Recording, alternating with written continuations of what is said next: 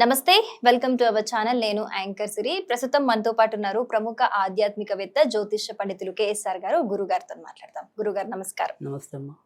గురుగారు, భర్త భార్య మాట వినాలి.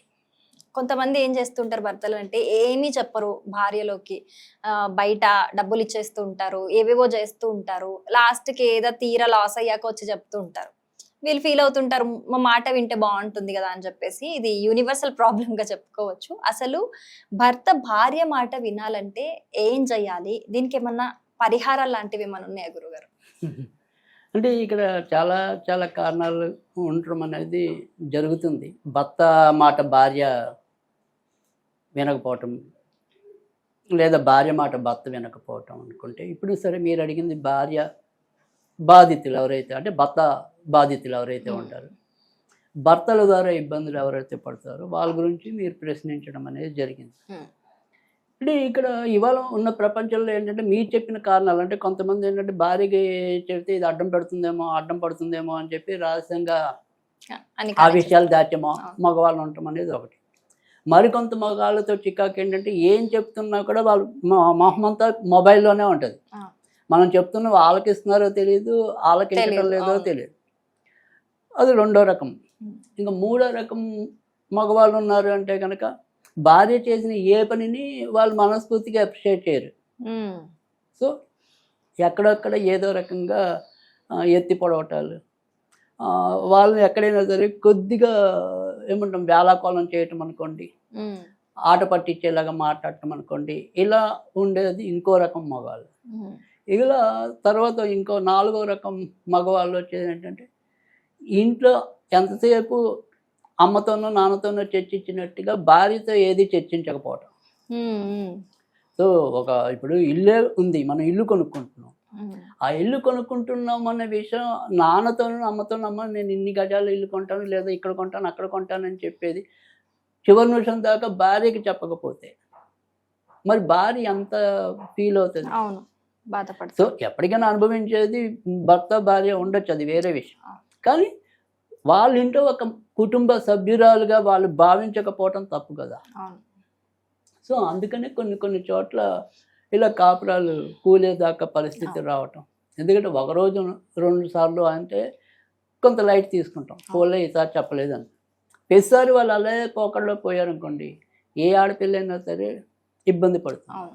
సరే ఒకవేళ ఆడపిల్లకి లేకపోయినా తల్లిదండ్రులు ఏంటి నీకేం చెప్పకపోతే ఇలాగే వదిలేస్తే ఇంకా నీ దారి నువ్వే చూసుకోవచ్చు అన్నట్టుగా మన తల్లిదండ్రులు మనకి ప్రబోధం చేస్తారు. సో అందుకని మీరు చెప్పినట్టుగా ఏంటంటే ఉన్నంతలో భర్త ఏదైనా సరే భార్య మాట వినడానికి కానీ, భార్యతో సక్రమంగా వారి యొక్క వైవాహిక జీవితం పంచుకోవడానికి ఏంటి మార్గం ఉంది అంటే కనుక,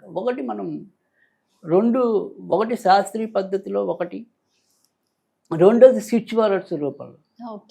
అంటే ఇక్కడ మనం స్విచ్ వర్డ్స్ అనేది ఎందుకని అంటే కనుక, స్విచ్ వర్డ్స్ అనే దానికి ఏంటంటే అది కొద్దిగా యూనివర్సల్, అంటే ఎవరైనా సరే ఎలాగైనా సరే చేసుకోవచ్చు.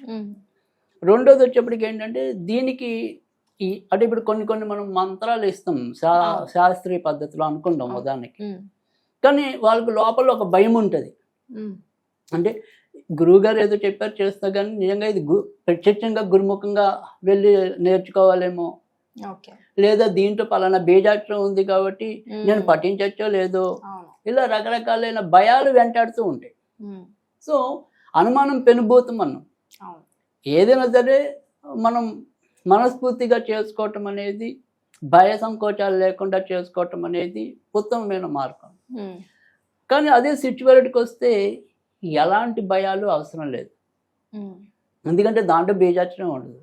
పైగా రెగ్యులర్గా మనం వినే ఇంగ్లీష్ పదాలే ఎక్కువగా ఉంటాయి. సో దాన్ని మీరు ఏమంటాం, మంచం మీద పడుకుని చదువుతారా, ఆఫీస్లో కూర్చొని చదువుకుంటారా, బస్సులో ప్రయాణం చేస్తూ చదువుకుంటారా, ఎక్కడైనా చదువుకునేందుకు సౌలభ్యం ఉంది, ఎక్కడైనా చదువుకోవచ్చు, ఆ రకమైన సౌలభ్యం ఉంది. సో అందుకని ఇవాళ రోజుల్లో ఎక్కువ మంది దీని మీద కాన్సన్ట్రేషన్ పెట్టడం అనేది జరుగుతుంది. ఇప్పుడు చిన్న వాళ్ళు ఉంటారు, కొత్త వాళ్ళు, ఇప్పుడు 28, 20, 30 నవదంపతులుగా ఉంటారు కదా జనరల్గా.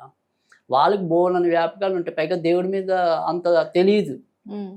ఎందుకంటే దేవుడి పూజ ఎలా చేయాలి అనేది కానీ తెలియదు, కొంతమందికి అది కూడా తెలియదు. సో అలాంటి వాళ్ళకి తేలిక అయిన పద్ధతి switch word. Switch words. So ఆ స్విచ్ వర్డ్ అనేది ఒకటి మన సమస్యకి, మరొకటి తేలికైన పద్ధతిలో అంటే శాస్త్రీయ పద్ధతి, అంటే రెగ్యులర్గా మనకుండే హిందూ మెథాలజీ ప్రకారం 2 చూపిస్తాం మార్గాలు.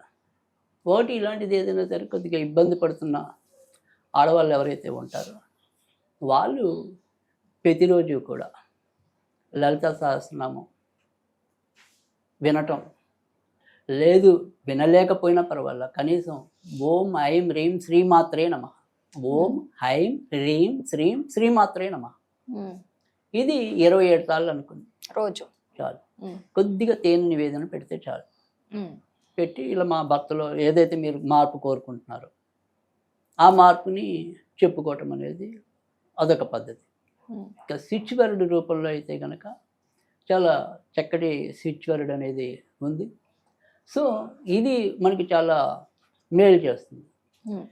Divine power together with me, divine power together with me, అది కూడా చాలా మంచి స్విచ్ వర్డ్. ఇది చదువుకోవటం వల్ల కూడా వాళ్ళిద్దరి మధ్య ఉండే బాండేజ్ అనేది పెరుగుతుంది. సో ఖచ్చితంగా మంచి జరగడానికి ఉంటుంది. సో ఇది చక్కటి పరిహారం. స్విచ్ వర్డ్ అనేది ఎలాంటి టైంలో అన్నా ఎక్కడున్నా కూడా చదువుకోవచ్చు గురువు గారు. అదే దీనికి ఇప్పుడు దేవుడి ముందు కూర్చోవటం మనం ఏమి ఉండదు కదా, అందుకే ఎంత చెప్పింది మనం ఈ ఋతుస్రావం టైంలో కూడా చదువుకోవచ్చు, ఎప్పుడైనా చదువుకోవచ్చు. ఈవెన్ ఎక్కడైనా బెడ్ మీద చదువుకోవచ్చు, బస్సులో చదువుకోవచ్చు. సో అలా ఎక్కడైనా కూడా చదువుకోవచ్చు. సో దీనికి అంత పట్టింపు లేని లేదు. రోజుకి పర్టికులర్ ఇన్నిసార్లు చదవాలని మనం ఉంటుందా అంటే ఏదైనా సరే మనకి 51 మినిమం. సో 108 అనేది మ్యాక్సిమం. అయితే వీళ్ళు ఏం చేశారంటే మనకి ఇటాలియన్ సంప్రదాయం మామూలుగా అయితే కనుక స్విచ్ వర్డ్స్ అనేది ఇటాలియన్ సంప్రదాయం. వాళ్ళు ఏం చేశారు అంటే కనుక ఇన్నిసార్లు కాదు, ఇన్ని నిమిషాలు అని పెట్టారు. అంటే ప్రతిరోజు కూడా క్రమం తప్పకుండా 2 నిమిషాలు కానీ 3 నిమిషాలు కానీ పట్టించాలి. ఇంకా అది ఆ 2-3 నిమిషాల్లో మీకు ఎన్నిసార్లు అయిందనేది లెక్కలే. కానీ ప్రతిరోజు కూడా ఒక టైం పెట్టుకోవాలి, ఒక 2 నిమిషాలు 3 నిమిషాలు మీ ఓపిక బట్టి, అదొక పద్ధతి.